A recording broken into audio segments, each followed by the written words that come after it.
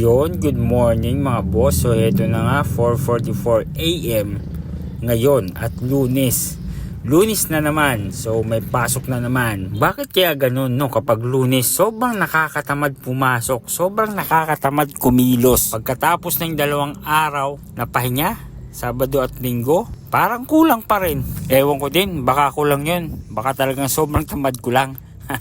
So mga boss, ito nga yung video na to ay gusto ko lang mag-share kung paano ako nagsimula magbenta sa Lazada at Shopee. Dahil alam ko na marami pa rin sa atin ang gustong mag side hustle. Yung tipong alam mo yun, yung may trabaho ka tapos may side hustle ka, pero yung side hustle mo nagbibigay sa'yo ng income na hindi inuubos yung oras mo. So tulad ng iba, bago ko din na-discover itong pagbebenta sa Lazada at Shopee, marami na rin ako nasubukang business, nagkapwesto na rin ako, pero lahat yun lugi.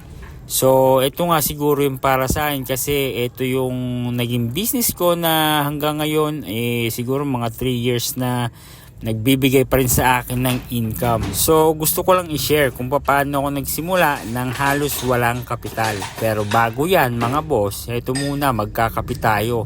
At i-share ko din sa inyo na kapag pala sobrang init ng kape, nakakagising at nakakapaso ng labi.